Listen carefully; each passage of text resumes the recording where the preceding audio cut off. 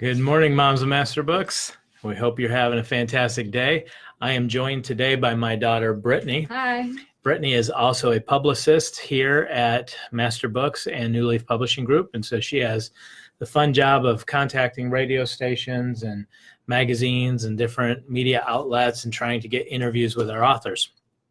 A little bit outside the comfort zone than you were in last year.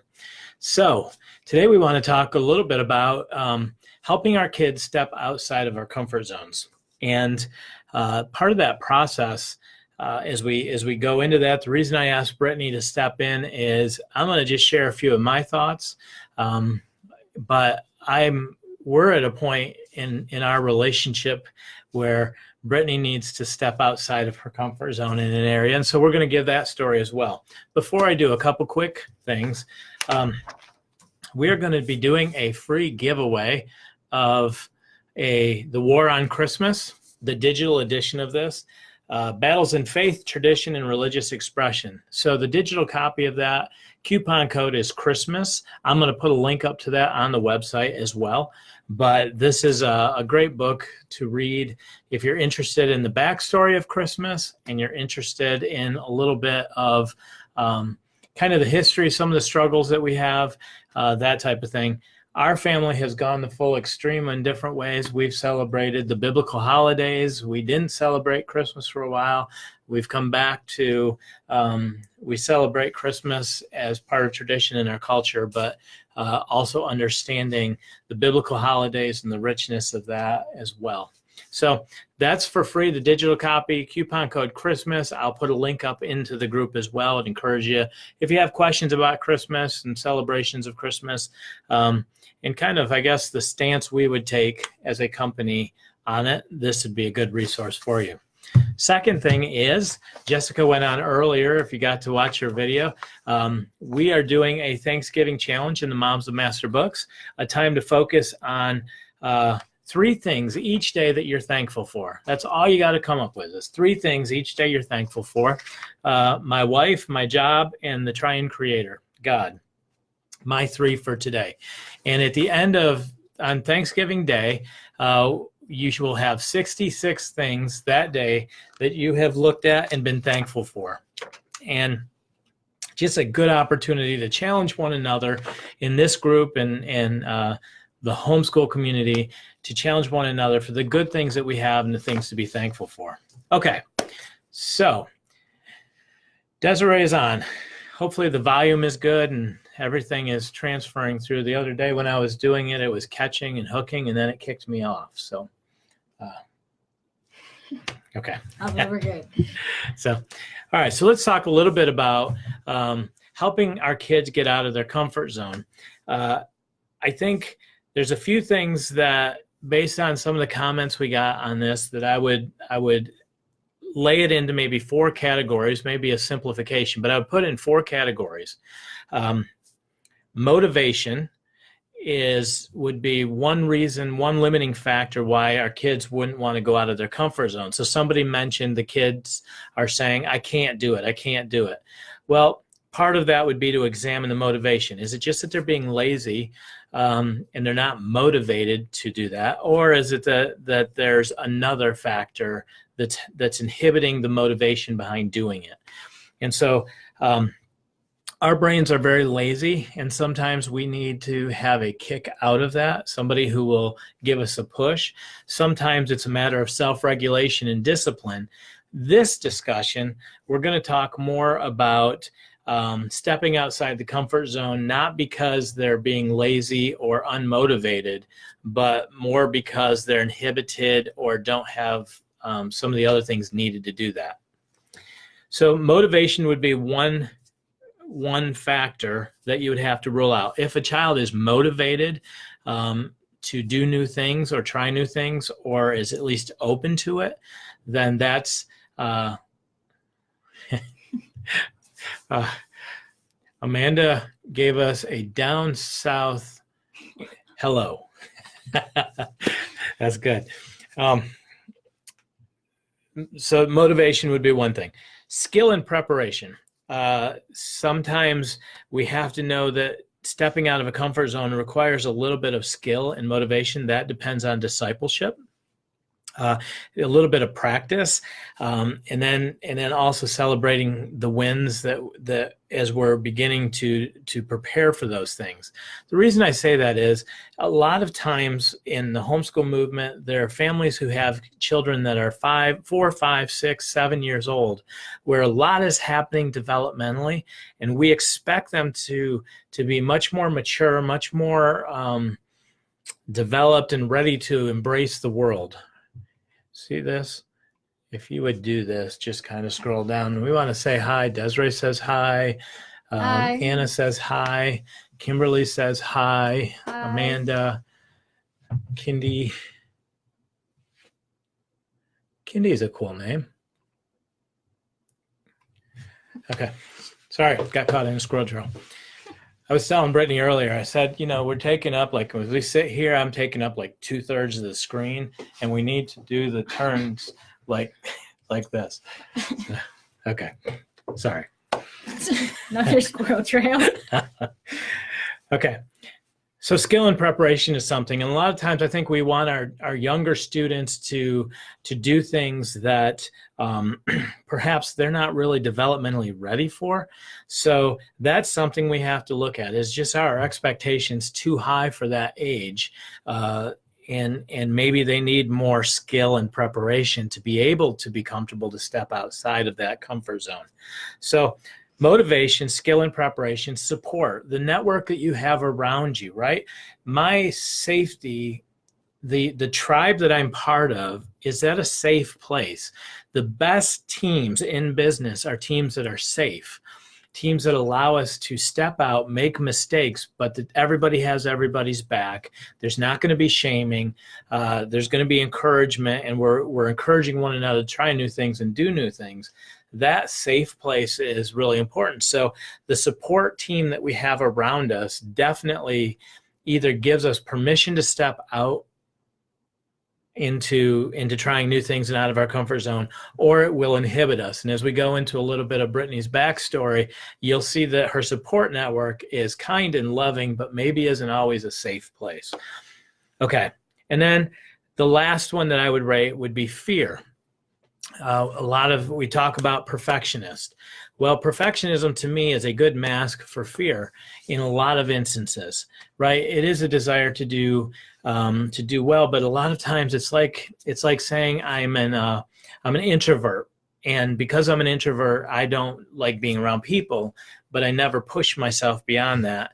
Being a perfectionist is a good way of saying, well, I only do things I can excel at, but I think we have to look at being able to look past those fears and begin, how do we expand what we excel at and taking those risks? So we're going to talk a little bit more about overcoming and embracing failure to overcome the fear, facing our fears head on. So motivation, skill and preparation, support, and fear. If you have any comments, we certainly want to hear it. I would certainly say by no means am I an expert in this area. So these are just 2 cents, some things to think about, and we welcome your inputs and thoughts as well. So before we get into these 4 topics and a little bit of Brittany's backstory, for me, one of the things I have to ask, because what we're talking about is not necessarily my own stepping out of my comfort zone. It's helping to disciple and train my students to step out of their comfort zones and step into new and exciting places. Well, one of the things I have to really ask myself always is my motivation. Why do I want them to do that? I remember having my son take karate, and I would spend hours with him to take karate. I would teach him things that weren't taught in the class so that when he went into tournaments, he would have an edge and that type of thing. My motivation in wanting him to excel in karate was not for his own good. It fully was because I wanted to prove my worth through his skills and ability. Well, that wasn't necessarily the best way to serve him in that place. And coming to, I don't even know that I could do it any different at that place. But I definitely want to look at my motivations for why I want my children to step outside of my comfort zone, why I want them to excel in certain areas. Is it that sometimes in the homeschool community, especially, everybody around us is judging us, and I want them to, I don't want people to think that I'm a lousy parent or a lousy homeschool dad or mom. And so when they don't excel or they don't succeed in that area, then it's almost like a failure on me. And so I have to check myself first that my heart in this is to disciple, to train, to release, to prepare them to move on in life. And it's not about me in this spot. I have to get over myself in this. So what do we got? Okay. Perfectionist, raising a perfectionist, got to keep the fear of failure in check. Yeah. So see, I didn't have perfectionist tendencies because I never had the ability to be a perfectionist. So I always had to be able to be down a little bit lower. So that wasn't a struggle that I have, but it's not that isn't always good, because that's sometimes kept me from other things. So introverted perfectionist, and my daughter is an extroverted one. Yeah, don't you love the introvert extroverts? We have a daughter that is 100% extroverted, and man, she's like no fear, no, yeah. Perfection is something we'll worry about. We'll jump off the plane. Hopefully there's going to be a parachute available. If not, we'll improvise. Okay. So here's Brittany. Hi. Now, Brittany is child number 4. And we're a rather musical family, and so I was a worship leader, and we started a church plant. And when we did, I brought Brittany in, and I stayed up one night till 2:30, 3 o'clock in the morning, watching for a drum set on eBay. Bought her the first digital drum set. We built it to her size. How old would you have been? 8 or 9. Yeah. So she was 8 or 9 years old, playing drums with me on the stage. And we have played together ever since. And that is one of, playing with my kids is one of my great joys. Well, through that, though, Brittany actually has become a really good drummer. And so we've gone to a lot of concerts. We've done, enjoyed music together. And I've tried my hardest to encourage that love for music with you, right? So when it came time to make sure that you had good sound, good equipment, those types of things, I definitely tried to make it so that you weren't subpar. You played on the best equipment and whatnot. So I tried to support from that standpoint. The component, though, then we found a drum camp, a Christian drum camp, and we sent you to that. Now, here's the thing. So you could sign up for 3 different tracks. You could be... It was beginner, intermediate, and advanced. Yeah, and you went into... I went into the advanced, terrified. I figured she wouldn't learn as much going into the beginner, so I signed her up, and we encouraged for the advanced. And she got to hang out with some really good drummers. And so that expanded you. Definitely. It pushed you outside your comfort zone. You definitely came back with more confidence. Yeah. And you have to. I was going to go for either beginner or intermediate. And he's like, no, go for advanced. You'll learn the most.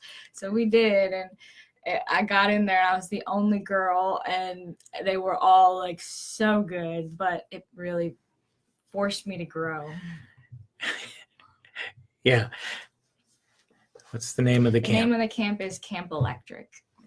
I think now they have it in Nashville, right? Yeah, it's in Nashville, Tennessee. It's one of the best music camps. I would highly suggest it if you have a student who's interested in music. And they do different tracks. I think they do guitar, drums, vocal, lighting. They bring in bands. Yeah, it's put on by Toby Mack. So it's 1 week. 1 week, but they have 2 weeks available. Yeah. Right. So she did that 3 years. And she did the advanced track each time. And I think it was good. Brittany is a perfectionist. And as far as the reason that we look a lot, she has two older brothers, and she stayed pretty close to them. They're all close in age, or fairly close in age, and they would be pretty brutal to their little sister. And so she learned to navigate life, I would say. Well, how would you say you learned to navigate life with your older brothers? Well, it was hard because they accelerated in everything that I didn't, and I'd always want to do things with them and be a part of things, but they usually didn't want him. You don't want your little sister tagging along in everything you do, and everything that I did, they were always so much better. So I've just found different ways that I could accelerate in ways that they couldn't. Like, for instance, this is so silly, but my handwriting, I had good handwriting and they didn't. But that was a way that I got praised, was for my handwriting. So just finding little ways that they couldn't. And if they found a weakness, they would just terrorize you with that weakness, right? Yeah. So when I talk about your support group, in some ways, our family dynamic and Brittany's desire to be part of her older sibling group definitely made it so that she was very careful not to step into areas that she couldn't do perfectly, because if she did and they caught wind of it, it would become fodder for them to terrorize her for the next 3-4 years. Got in trouble. Yeah. In fact, Brittany was just real easy. What was it when you turned 13? We started saying, well, you know what happens when you turn 13, when she was 12. And no, but there was never anything that happened, but it just drove her crazy that something was happening. We'd be, well, you've turned 13. That's what happens. She was too easy, really, in some ways, to terrorize, right? Yeah. But that created a tendency to be overly cautious, because she didn't want to step into a place that was going to cause her that pain or the shame or embarrassment of stepping outside the comfort zone. So when it came to drum, she was motivated, right? She was motivated, number one, because she enjoyed it and she was good at it. Number two, when you're 8 years old and as cute as a button and you're on the stage with adults, but you can hold your own playing drums, you get a lot of attention. So she got more attention than anybody else. And so she was motivated because there was a lot of affirmation in it. And that was not a bad thing. That was part of the advantage you had being in a group of people. Right. And then the motivation for what you hope to have in the future. So I never really had to self-motivate. I never had to go tell you should go practice. That was just something you've always done on your own. Mm-hmm. Would you say that by example you learned as well? Yeah. Yeah, because I'd find you practicing in your room or something. Yeah. So the spirit kind of our family is we just do whatever it takes to, I'll say succeed, but we do whatever it takes to get the job done. And even if that means, you just work at it and work at it and work at it until you can do that or hold your own. If it's important to you, you'll take the initiative to do it. Yes. And the reason I say that it's important is because, again, we always have to be looking at what is our responsibility in the discipleship. I get what I lead, and I see that so much more. The older I'm getting, I see it in my kids. They're following my example all the time. And where they saw that if I needed to do something to excel or to get recognized or to accomplish a job, that I would do whatever it takes, they're doing that as well. They're copying me in that aspect. So I can't ask something of them that I wasn't willing to do or I'm not willing to do myself. So I think that that's important, that we're always asking ourselves, is what I am expecting of my kids, am I leading by my example? Are they able to see that in me, right? So motivation was something you had. Skill and preparation, I feel that you did have that. You had discipline. You had the resources to do that. If you're asking your student, somebody said, well, my daughter is very shy, and so I'm going to parallel that alongside this. Number one, what is the motivation for coming out of your shell and in being nice to people? Well, there's a couple of things, right? Scripture says that I'm to esteem others as greater than myself. That means that I'm to look out for somebody. When I meet somebody, if I look them in the eye, we'll role play them. If I look them in the eye and I say, "Hi, Brittany, my name is Randy. It's nice to meet you." Even as hard as that is for me, I have esteemed her as greater than myself. I've made eye connection with her, and I have actually shown her love by affirming her as a human being and esteeming her. And so number one, I would say the reason that we would want to come out of our shell a little bit and connect with others and esteem them is to show them love, right? The greatest command, love the Lord your God with all your heart, soul, and mind. The second, like it, to love one another. And so for me to love and show love, that's a way that I show love. So that's one. The second is in as humans, we have a desire to connect, to be part of a group, a tribe, to be and to be connected, to belong. And so when I do that, when I make eye contact with people and I show them that they're valued, at the same time, I'm communicating that I am worthy of being part of the tribe. I'm worthy of belonging as well. And so it's a life skill that will help, number one, the basic human needs that we have, and then also how to network, right? My ability to network and your ability to network definitely help determine the type of positions we get and that type of thing. So skill and preparation, I think you were skilled drum wise. I think also you got a lot of skill in people skills. It's just who we are. When you walk into a new situation, we develop networks very quickly. And so I think in that area, being able to have that, you also had a lot of opportunity. So wherever there was a place that we could get you to be able to play with others, newer musicians, testing your boundaries, that type of thing, setting you up in the advanced class. I had to drive like 16 hours one day to take her to Nashville and back, and then 16 hours again 4 days later. So I've paid my dues. Yes. For your success with drums. Yes. Okay. And I appreciate it. Yeah. Publicly, I've just, got to have the affirmation. Now the support side, this is one area that I would definitely say, so all through your stages from 8 years old to 18 years old was very easy for me. I could buy you equipment. I could be your biggest cheerleader.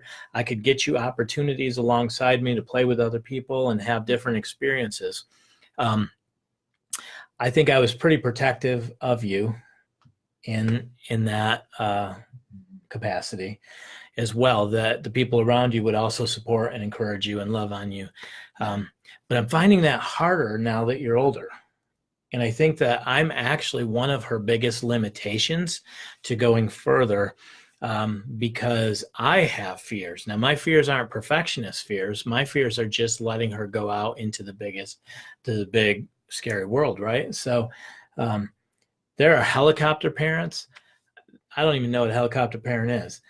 We have in my arsenal, right? So I have like an aircraft carrier parked offshore that's loaded with all the F-16s and nuclear weaponry you can imagine. We have nuclear subs on standby. We have Navy SEALs all around my kids, and that's like there's military support. So, right, to say I'm a protective parent is probably an understatement. Yeah. So that's a limitation that she has in her support network right now. And that's something that for me as a parent, I have to really examine. Okay, I know what my needs are. I know what my desires are, but I also have to look at how do I set that aside and begin to allow her to experience life. Now, before you judge me too harshly, we have 3 kids that are out. They actually are married, and all of them have kids and everything. And once they've gotten married and moved out, I'm not overly protective, but that releasing part is hard. Funny story. we're new in this area. By new, I say 3 years. We just went to a new church. And part of that was really to get the kids into a support network that they could begin making new connections and new friendships and step outside their comfort zone. Well, my daughter went to one of their youth things, my son, and she texted me and said, hey, they're going for shaved ice. Can we go with them? We're having a good time. Everything is cool. And so I'm like, okay, I don't always trust youth pastors, but in this case, I'm going to just make an exception and let you guys go. So it's all good. And then all of a sudden my phone dings, ding. And I look down and the text says, I'm uncomfortable. Come pick me up. And in my head, that just meant one thing. And I didn't see anything else. So I raced through the town of Branson at 80 miles an hour, and I was trying to get a police escort. I don't know why there weren't helicopters flying to the spot. To say I pulled into the shaved ice place like a madman, I think I made my presence known. Probably, yeah. And when I'm intense, I do have a bit of a presence. Yeah. So I got out of the truck and everybody knew I was there and they knew I was there. And we made an impression on the new church. So anyways, I am a protective father. And we it's not always easy to let our kids go and know that they're going to experience the things that we've protected them from. But part of the disservice in that is our kids need to experience the hardships of life as well. It needs to be part of their story, and we have to let go a little bit of that. So the support side of this is something that I think you have people around you that support you, but that may be something that we need to evaluate is, are there other people that have walked that journey that can also speak into your life and support you and maybe help me. Maybe I need a new support network. Thoughts? I think it's good. You agree? Anybody have thoughts? Feel free to comment. Good job, Randy. I love it. Yeah, I think all right. So the last thing is the fear and the perfectionist side of our kids not wanting to step outside their comfort zone because they're afraid of failure. And something we've come across recently that I like is actually setting a goal for yourself to fail a certain amount of times a month, to have such an audacious goal that the chances of failure are higher than the greatest of success. And you just make it the goal to fail like 3 times the month of November. Yeah. Fail in a good way. Fail in a way that causes you growth, not fail in a way that okay, I set up this meeting with somebody and I failed to go and meet with somebody that I've agreed to meet with. Something like just pushing yourself outside of your comfort zone where you could potentially fail. Yeah. So you're failing forward, not right. Failing backward. But it's out there so far that you almost get accustomed to. In fact, I just heard a quote this morning that said, if you want to succeed, you need to fail twice as much. So if you're and there's even people in marketing that say that if you don't have a certain amount of failure, or you don't have, from time to time in the Moms of Master books, maybe we get people that aren't necessarily part of the tribe that don't completely understand what we're trying to accomplish in that. But the reason that happens is because we have to expand the net farther than really the reach that our comfort zone is, in order to allow new people to understand who we are in that. But there's going to be a certain amount of kickback in that process as well, and we learn from that. So that's one thing that you're doing, is you're setting yourself. I'm trying to start to create things that I can do that have the potential to fail. Doesn't mean they will.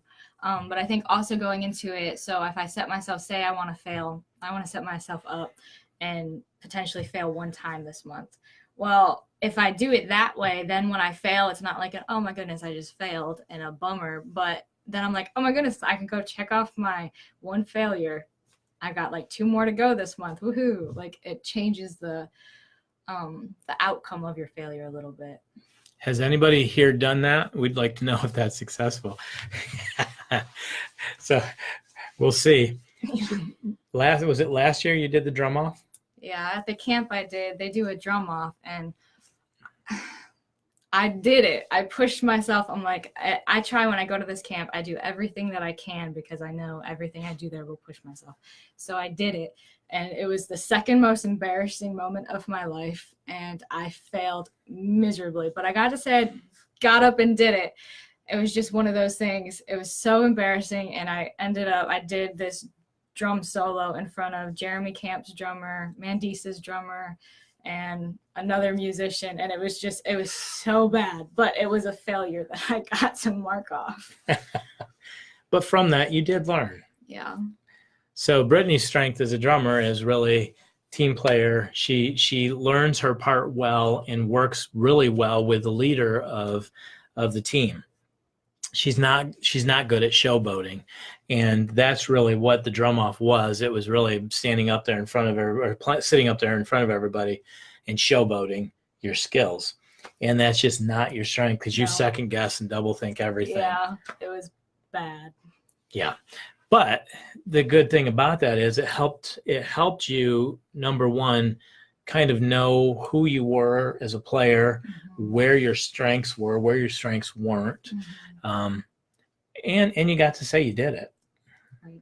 So I do think, like, one of the questions that came up, somebody said, well, how could you help my daughter who's shy? I don't know a lot about that because we've never had a shy kid. Usually our problem is trying to teach our kids not to be overly aggressive at 8 years old. It's not telling them you need to be nice to people. But a lot of this plays into that as well. What is the motivation? What is my motivation for wanting them to be outgoing? What skills have I given them? Sometimes Kristen would say a good thing to do would be practice in a safe place. So if you're trying to help your child learn social skills and how to shake hands and look people in the eye, do it maybe with their siblings, do it with the grandparents. Something that you could absolutely do is a safe place would be to go to a nursing home and pass out cookies to residents at a nursing home. And just encourage them. When we do, we want to show these people that they're important, and we do that by looking them in the eye and connecting with them. Giving opportunities and being really careful that we don't make a big deal to shame them when they don't get it right. Right? If they're focused on the fact that you're not a showboater, and that's what you validate yourself with as a musician, then that's going to hurt you from what your strength is because your self-confidence is down. So being really careful not to shame her. It's okay that she's not a showboater. As somebody who's led worship for a lot of years, I would say the worst drummers that I've had were people that wanted to showboat, right? You want people who are looking to bring dynamics and complement the music, not people who want to showboat. So I know this is like one of those talks that's kind of all over. So hopefully people are getting something. I think the language that we use too as parents is important. That when we get excited about new adventures, and I think our family does get excited, we do new things all the time. We try new foods. Some are disgusting, some are great. We try new places and experiences. Everybody knows the best way to get anything from me is to say, I've never done that before. And that's almost a guarantee that I'm all in, and we're going to have to figure out how to give them that experience. Yeah. So creating a language and a culture that embraces trying new things and having new adventures, I think is going to be something that I would encourage anybody to also, like, make it so your kids, you understand even silly phrases that you may agree with or may not, but kind of the no guts, no glory. I realize as Christians, we're not supposed to want to bring glory to ourselves. And so we may not be comfortable with that, but at the heart of who we are as people and our motivations and everything else, if we're honest, it feels good to be recognized for what we do, what we contribute, the the skills we have. And so just having something simple that we say that's a kind of a catchphrase of no guts, no glory. If you're not willing to try, you're not going to ever succeed and reap the benefit of that. One of my favorite quotes is measure success by success, not by the number of failures it takes to achieve it. And I try to incorporate that and push that through to my kids as well. So instead of focusing on the perfectionist aspect and the fact that we always want to get it right so we never expose ourselves and be vulnerable, actually embracing failure as a win. That's where we are. Yes. So in this journey, I'm realizing you get what you lead. I think I did really well up to age 18. We moved here and a lot of things got scary for me. And I kind of pulled back a lot in my support, taking it to the next level. So for me, in this journey for Britt, it's having to really identify my insecurities and my fears so that I'm not putting that on her. Because right now, she doesn't just have to break out of her perfectionist fears. She has to break out of my fear of letting her go. And so that's something we're working on. And then for you, it's definitely overcoming that fear of failure. Do you think pride is in there? I don't think necessarily as much. I think within it, so part of it is that in order to maybe get a side job or something playing drums or get onto a professional worship team, I have to put myself out there, and I'm scared to put myself out there because I strive for perfection. And in the market, there is no like standard of perfection for drummers. Everybody's the best in their own way. So in wanting to put out content, I want to be the best, but it's not necessarily in a prideful way. I think it's just to, I want to be perfect. I want it to, everything that I go out to be the best. And I'm scared that people will leave negative feedback when I'm putting out my best foot forward.